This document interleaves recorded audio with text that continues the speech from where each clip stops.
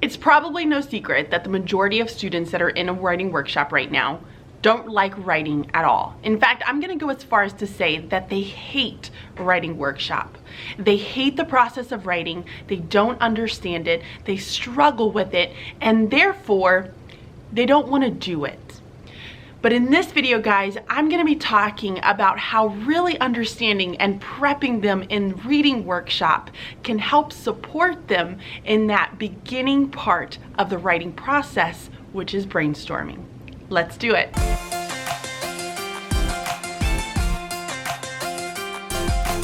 So let's have a little conversation about the importance of brainstorming. I was taking a scroll through Instagram and I came across a post, and in that post there was someone who left a comment saying that they don't spend a lot of time brainstorming because they found that it wasn't as important and they wanted to give their kids more opportunity to write. Now, kudos for that teacher for wanting to give her kids the ability to be able to spend as much time as possible writing. However, I disagree with that comment, and one, I didn't screenshot it, so I don't have it to show you guys.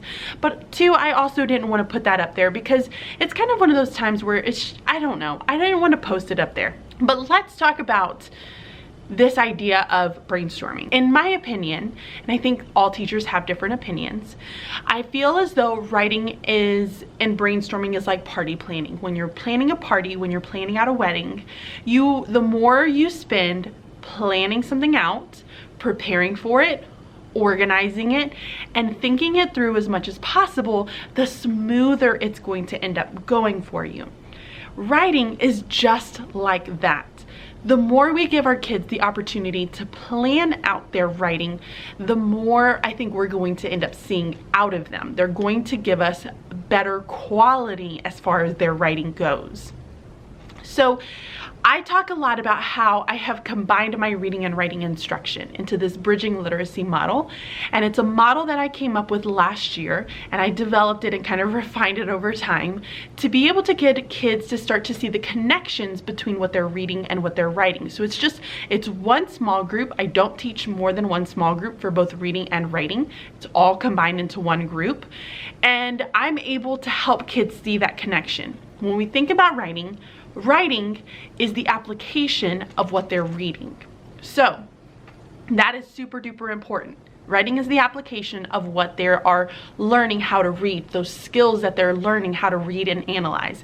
They've spent time analyzing it, now they're gonna create it. It's a higher level of depth of knowledge. So with that being said, if you've watched my last week's video, we spent time really looking at character and discussing in 4th grade major and minor characters, the importance of major and minor characters, and how do we identify those major and minor characters. We also talked about in 6th grade the static and dynamic characters, and we utilized our graphic organizers to be able to start brainstorming our own characters in our stories. So let me show you what that looks like. Before I jump in and I show you the graphic organizer, I want to take a couple of step backs and explain to you where our writing kind of started and how we've been evolving our writing over this period of time. So far I've gone through 2 different lessons. I've taught setting to my students, and then I've also taught a little bit about characters. So we're digging into characters just now. Now it's going to take more time, but this is just where we're kind of beginning to dip our feet into characters. Back when we were first starting with setting, we had our kids brainstorm some ideas for what they wanted to write about. Now, because Crow Call was a first experience that child had in the story with their father, and so did Owl Moon, we wanted our kids to think about something that they've experienced for the first time. They might have gone to Disney. They might have lost their first tooth. They might have used it as the first day at our school, like the intermediate school as 4th graders. They could have done it as their first time that they've ever rode a 4-wheeler, so on and so forth. So those were some ideas that we gave them, and the kids came up with their 5 ideas. Once they had their 5 ideas, they selected one of those ideas, and then they decided to start brainstorming the events. Now, kids are very used to, because of the way we write our curriculum, brainstorming events. So for my sixth graders, and I'm just kind of using this as an example right now, but they were very used to writing out from the past couple of weeks paragraphs. And so I gave them something for a 3-paragraph, a 4, and then we also have a 5-paragraph version where they had to write the events that occurred that they were going to write out in each of their parts of the story. Now for the 4th graders, we started with something very basic. We wanted them to have a beginning, a middle, and then an end. So we had them brainstorm the events that way. Once they had their events brainstormed, we at that point were already kind of getting to the end of learning how to analyze setting in a text and pull that out using graphic organizers. And that would allow us to dig a little bit deeper, think a little bit deeper about the stories we were reading and what the setting was like. Well, we used that same graphic organizer and we decided to go ahead and start using that organizer to brainstorm the setting of our own writing. So we're still on the exact same writing that we were doing. So here's an example of my writing and what I had my students, what I kind of did for my students and what I wanted them to look at what I was doing. So I drew a very rough drawing of my setting and I was explaining to them what I really wanted to hit on with setting. I had the fact that I had a sloping hill, great clouds, it was misting, it was cold. We were at my in-laws' farm, there was a pottery house, there was a barn, there was like the pebbled path that we have there. So there were all of these different pieces that I could pull out. Once I did that, then I modeled for them. This was over a course of days, of course. So I did this and then they went back and did it with their own writing and then they got to share and talk about it. But then I went and then we took it a step further from there and we started writing. And I modeled for them because I wanted them to see how I took my setting paper and I was able to stretch that into my writing. So here I kind of talked about how I caught my keys midair and I could feel the dampness of the cool afternoon breeze. So here were some things to really kind of pick up on, and I'm gonna choose a different color here, but we have dampness, cool, breeze. So we have all of these different words that I was already thinking about and using to help me brainstorm my setting. We talked about how there were colors of orange and yellow that were littering the grass. I didn't specifically say, oh, there were leaves all over the grass. I said it was littering the grass. It was just a different way of being able to express that. And then I told them that the low gray clouds were there. There was the sloping hill, the gradual sloping hill. All of these were clues as to where I was and what was happening in that setting. And I tried to make sure that they understood. I'm not going to give all of it away. I'm going to give little bits and pieces of it away. So they had a really good understanding of where they were going. And so they wrote their beginning paragraph. And we talked about how this paragraph is the beginning of their story. This is the hook. This is what authors do. It's a strategy. It's a craft that authors do to be able to hook their readers in, because I'm setting up the scene for you. Now this was just one way. Now obviously I'll show my students all of the other methods of being able to hook their readers, but I really wanted them to focus on this first because it just lended itself very well, as we were already learning about setting, to have them describe their own setting of the story. So now what we are doing is we're taking our character organizers. Let me see if I can pull mine up. Our character organizers, wrong one. And we were starting to utilize those to brainstorm our own characters. And so now what they're going to do is they took, this is a 6th grade example, I did a dynamic character, which was me, because in 6th grade we should start to see some change. And this is where I told them, this is where you really develop your writing overall, because you're going away from only having those flat static characters that don't really have any change that's happening, to really thinking about how are you going to show that change. How are you going to have characters be able to express that they're not the same from one to the end. And so we started really kind of brainstorming some of these things out, you'll notice that I put some words like, what did they say? What did I do? What did I think? How did I feel? What were all of those things that really helped me understand that I was not an adventurous person? Like I couldn't think of anything else at that moment as far as the trait went.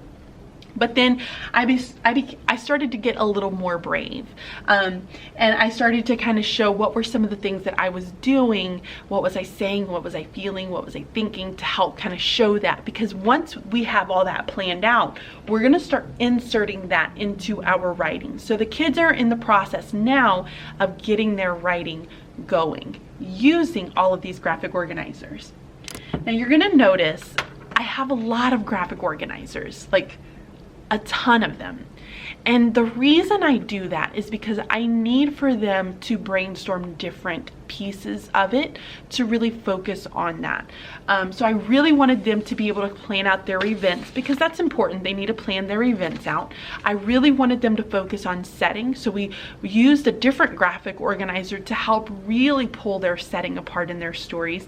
And then the same with the character. And so for my fourth graders, which were doing major and minor characters, their focus was on their major character. Well, how do we know that your major character is fully developed? What are all of the things that you are going to place in your writing that's going to tell me, oh, this character is fully developed? I know about their past, I know about their feelings, I know about all these different pieces. So each of the graphic organizers, while yes, it's a lot, they're all very, very important, because this is getting my students to go back, revise, insert, take things, and think really hard before they just sit down and start putting it all into their paper. So that would add to more frustration if I constantly had them going back and saying, no, I erase all of that, now we got to start all over again. I want to do all of the brainstorming first so they feel prepared when they go to write. It's kind of like when I taught kindergarten. Going to kindergarten here, guys.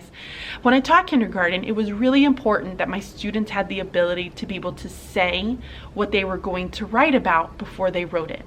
Because if you cannot articulate it, if you can't say it to someone, then you shouldn't be writing it, because you're not ready for that piece yet. So this what allowed my students to be able to talk it out with one another, to kind of pick it apart, brainstorm it, and then get ready to start putting it into their writing. So now that you guys have a really good understanding of how to implement and get them started with their brainstorming, let's talk a little bit about a timeline. So for me, it usually takes about a week and a half to 2 weeks to really get them ready to start their writing. I know you're probably like, oh my gosh, Bridget, that is a really, really long time.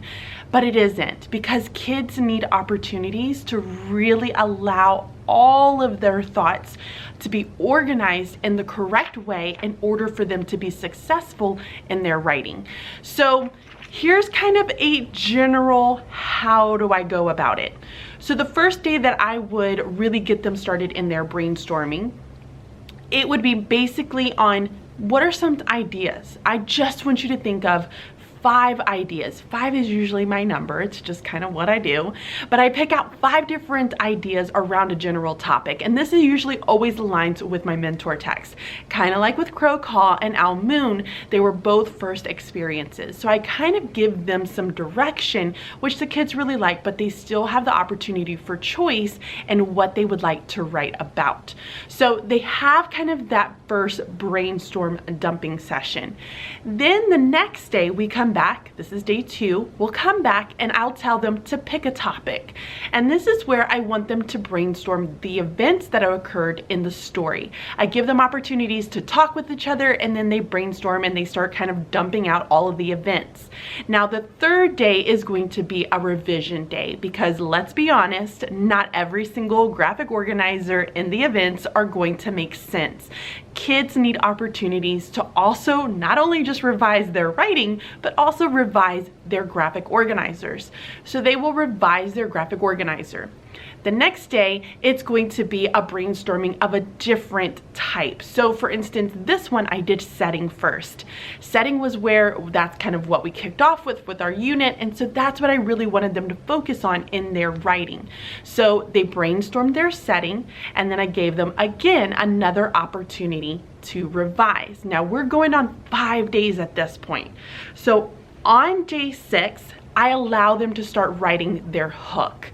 So this for us was setting, but I want them to get used to really engaging the reader and getting them excited and interested. So day 6 was our hook. Day 7 then would then allow them to brainstorm a separate graphic organizer.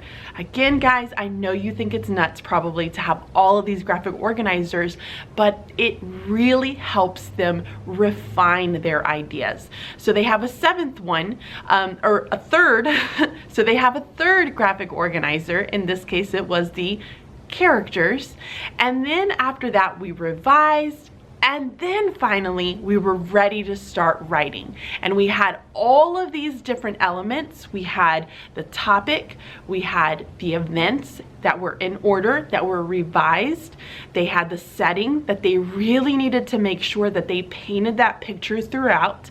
And then they had the character. So as we go along in this writing, I'm gonna start conferring with my students and really looking at, hey, are you putting all of these different elements inside of your writing piece? So it's really cool because the kids will sit down and they'll have all of their different pieces out, and they'll just kind of start looking at, what did I have? What do I need to start writing? And they'll start inserting little bits and pieces here and there.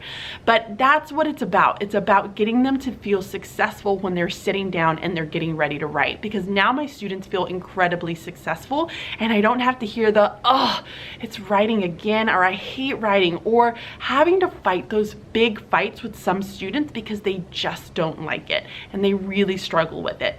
So that's kind of the basic timeline for how long it takes me to get through brainstorming.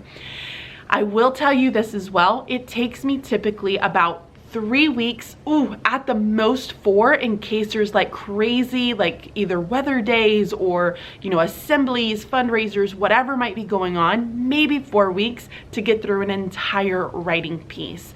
Now, this is not to say that my kids are not still writing, because they're writing and they're reading with reading responses every single day.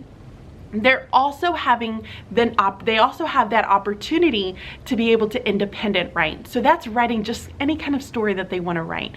I give them opportunities for comic books or just creative writing, whatever it is that they like, but they still have that ability. But for me, I really want to take them through that writing process and get them seeing how beneficial it is to be able to sit and plan everything out. So that is the overall timeline for me. I would love to hear some of your thoughts. How do you do writing workshop? Do you have a curriculum that you have to follow? How long does it take you to get through an entire writing piece?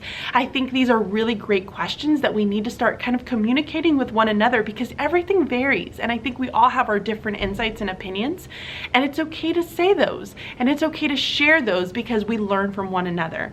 So share those down inside of the comments. I would love to kind of get a conversation started. Let's kind of talk about writing workshop, because it's hard. It is a really, really hard subject to teach.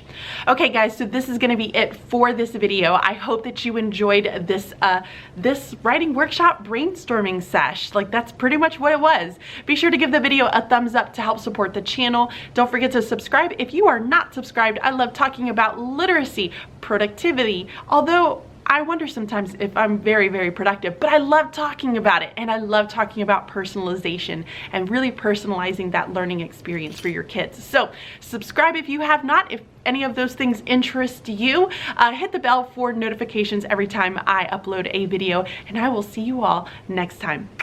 Bye.